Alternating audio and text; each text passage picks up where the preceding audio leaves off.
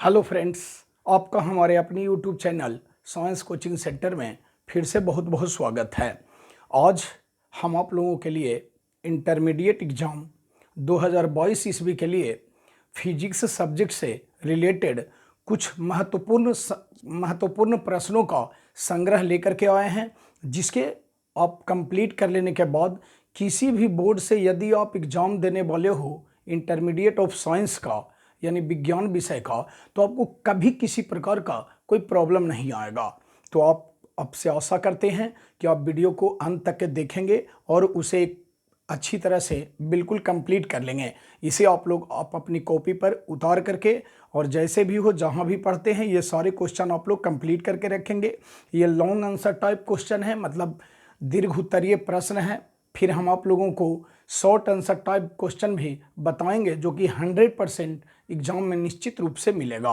और आप लोगों को सुविधा के लिए, चूँकि हमारा वीडियो को कुछ हिंदी मीडियम वाले स्टूडेंट भी देख रहे होंगे, कुछ इंग्लिश मीडियम वाले भी देख रहे होंगे, तो इंग्लिश मीडियम वाले के लिए भी कुछ कुछ हम हिंट करते जाएंगे इंग्लिश में भी, ताकि उनको भी किसी प्रकार का कोई दिक्कत नहीं हो। और आपके सगे संबंधी में जो भी विद्यार्थी इंटरमीडिएट की तैयारी कर रहे हों, इस वीडियो को ज़्यादा से ज़्यादा शेयर करके उनके पास भी पहुंचा दें ताकि उन्हें भी इसका लाभ मिल सके।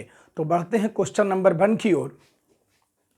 क्वेश्चन नंबर 1 में है कि किसी उत्तल गोलीय सतह के लिए μ2 बटा v माइनस μ1 बटा u is equal to μ2 minus μ1 by r साबित करें। यानी उत्तल गोलीय सतह के लिए है। ऐसे तो आप लोग पढ़े भी होंगे, तो उत्तल गोलीय सतह के लिए भी ये होता है और अवतल गोलीय सतह के लिए भी होता है, लेकिन परीक्षा के दृष्टिकोण से जो है वो उत्तल गोलीय सतह जो है ज़्यादा इम्पोर्टेंट है। इसलिए उत्तल गोलीय सतह वाला भी याद रखेंगे कि उत्तल गोलीय सतह के लिए μ2 बटा भी माइनस μ1 बटा u बराबर μ2 माइनस μ1 बटे r साबित करें। ये क्वेश्चन नंबर 1 हो गया। अब बढ़ते हैं क्वेश्चन नंबर 2 की ओर। एक स्वच्छ चित्र द्वारा, इसका मतलब है कि यदि आप फिगर बनाओगे तो वो बिल्कुल साफ रहना चाहिए, क्लियर रहना चाहिए, ताकि सब कुछ उसमें ऑब्जेक्ट हो गया और इमेज हो गया, वो बढ़िया से दिखना चाहिए। तो एक स्वच्छ चित्र द्वारा खगोलीय दूरबीन की रचना एवं क्रिया का वर्णन करें। खगोलीय दूरबीन, चूंकि पिछला साल जो एग्जाम हुआ था उसमें संयुक्त सूक्ष्मदर्शी यानी कंपाउंड माइक्रोस्कोप के बारे में आ चुका है, इसलिए इस बार वो एग्जाम में नहीं पूछेगा। इसलिए अब की बार में दूरबीन के बारे में आने की प्रबल संभावना है। तो देखिए, एक स्वच्छ चित्र द्वारा खगोलीय दूरबीन की रचना, मतलब उसकी रचना के बारे में बताना है कि खगोलीय दूरबीन में कौन कौन सा इंपॉर्टेंट भाग होता है और उसका क्या क्रिया होता है, उसका क्या काम होता है, उसका डिटेल लिखना है, वर्णन करना है। बढ़ते हैं क्वेश्चन नंबर 3 की ओर। एंड और अथवा नैंड नॉर गेट को बुलियन व्यंजक यानी सत्यता सारणी ट्रूथ टेबल सहित समझाएं। आप लोगों को पता ही होगा कि मूल जो गेट होते हैं, मूल जो लॉजिक गेट होते हैं वो 3 ही होते हैं, एंड और नॉट गेट। मूल जो है ये 3 ही गेट होता है, लेकिन एंड और जो है उसका उल्टा होता है नैंड गेट और उसका उल्टा होता है फिर नॉर गेट। तो आप लोगों को या तो पूछेगा एंड गेट और गेट, अथवा नहीं तो पूछेगा नैंड गेट या नॉर गेट, या इस चारों में से कोई एक भी यदि पूछेगा तो वो शॉर्ट आंसर टाइप क्वेश्चन में रहेगा। और ऐसा नहीं है कि 4 में चारों आप लोगों को दे देगा, नहीं, जब भी देगा तो 2 ही गेट देगा, चाहे तो एंड गेट रहे या और गेट रहेगा दोनों मिला करके, या नैंड गेट रहेगा और नॉर गेट रहेगा। इसका जो डिटेलिंग लिखना है आप लोगों को वो बुलियन व्यंजक है ना और ट्रूथ टेबल सहित देना है, नहीं तो इससे एग्जाम में नंबर कट जाता है। आगे फिर समझेंगे। क्वेश्चन नंबर नेक्स्ट है 4th में, आइंस्टीन के प्रकाश विद्युत समीकरण को लिखें। यानी आइंस्टीन के प्रकाश विद्युत समीकरण को लिखें और इसकी सहायता से प्रकाश विद्युत प्रभाव की व्याख्या करें।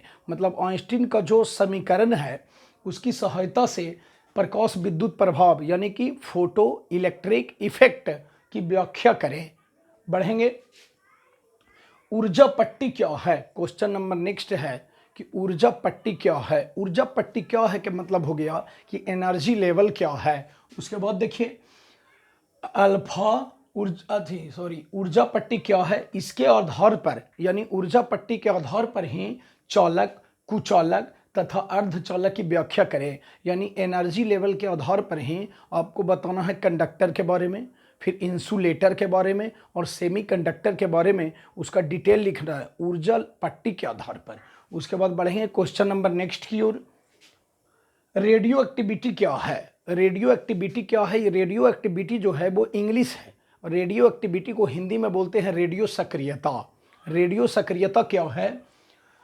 अल्फा बीटा तथा गामा किरणों की प्रकृति, गुण तथा अंतर को स्पष्ट करें। यानी कि रेडियो एक्टिविटी की घटना जब होती है, रेडियो सक्रियता की घटना जब होती है, तो उसके बाद अल्फा बीटा और गामा किरणें जो निकलती है उसके बीच में डिफरेंस लिखना है कि आखिर तीनों के नेचर में, प्रॉपर्टी में क्या डिफरेंस होता है, वो सभी को आपको लोगों को लिखना है। तो देखिए क्वेश्चन नंबर नेक्स्ट की ओर बढ़ते हैं। गॉस के प्रमेय को लिखें और साबित करें। यानी गॉस थ्योरम को लिखना भी है और इसको वेरीफाई भी करना है, मतलब कि उसका वर्णन भी करना, उसका डिटेल भी लिखना है कि आखिर गॉस थ्योरम कैसे सिद्ध हुआ और वो आगे उसको कैसे हम लोग बृहत रूप में लिख सकते हैं। तो गॉस थ्योरम हो गया। यानी सबसे पहले फर्स्ट ऑफ ऑल क्या करना है कि गॉस के प्रमेय को लिखना है और गॉस का प्रमेय लिखने के बाद जो है उसको साबित भी करना है, उसको प्रूव भी करना है कि हाँ भाई कैसे गॉस का प्रमेय आएगा। बढ़ते हैं क्वेश्चन नंबर नेक्स्ट की ओर। बायो-सावर्त नियम लिखें। बायो-सावर्त नियम लिखें।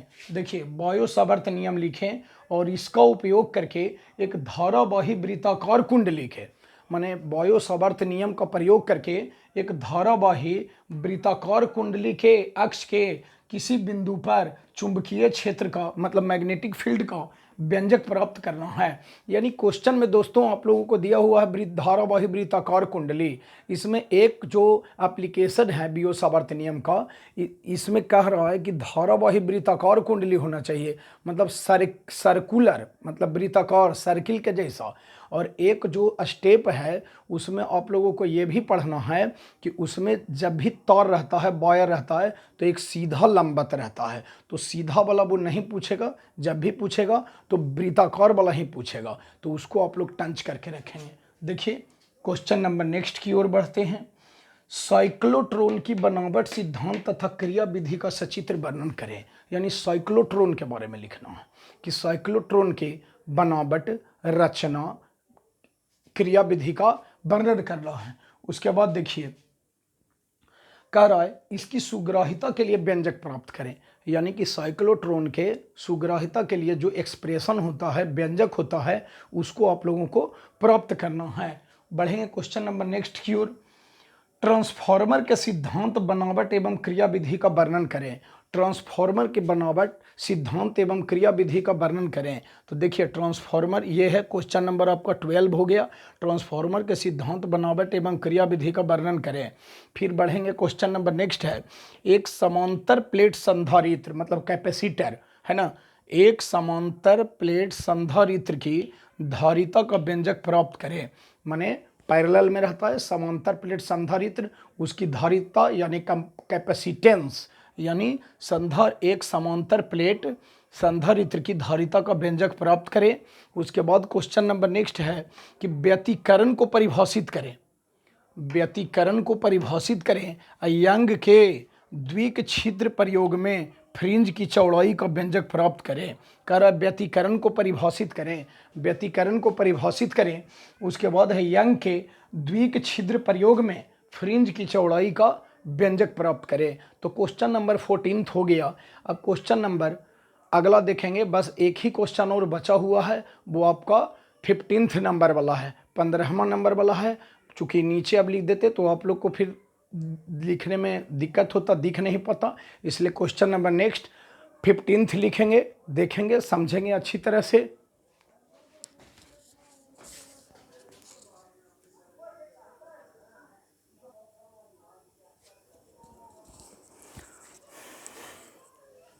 दोस्तों क्वेश्चन नंबर नेक्स्ट जो 15वां है 15 नंबर में, वो देखिए क्या है कि प्रकाश के लिए हाइगेंस का तरंग सिद्धांत लिखें। प्रकाश के लिए हाइगेंस के तरंग सिद्धांत लिखें। उसके बाद है कि हाइगेंस के प्रकाश तरंग के सिद्धांत के आधार पर प्रकाश के परावर्तन अथवा अपवर्तन के नियम को सिद्ध करें। जखनिए लगा हुआ है कि परावर्तन अथवा अपवर्तन, तो समझ जाइए कि या तो परावर्तन को आपको सिद्ध करना है हाइगेंस के तरंग सिद्धांत के आधार पर, प्रकाश के परावर्तन को या तो आपको सिद्ध करना है, या अथवा मिस हो गया, या मतलब परावर्तन को सिद्ध करिए या अपवर्तन के नियम को आप सिद्ध करके बता सकते हैं। तो यदि आप long answer type question physics का जो है इंटरमीडिएट एग्जाम का ये 15 क्वेश्चन कंप्लीट कर लेते हैं तो मेरा 100% का दावा है कि आपको एग्जाम में निश्चित रूप से इसी में से क्वेश्चन एकदम मिल जाएगा। आप हमारे वीडियो के साथ बने रहें, फिर कुछ दिनों में हम आप लोगों को शॉर्ट आंसर टाइप क्वेश्चन यानी लघु उत्तरीय प्रश्न भी बता देंगे, और भी सारे सब्जेक्ट का जो VVI क्वेश्चन है, मेन जो इम्पोर्टेंट क्वेश्चन है वो हम आप लोगों को बता देंगे। वीडियो को अंत तक देखने के लिए आपका बहुत बहुत धन्यवाद और आपका भविष्य उज्जवल हो।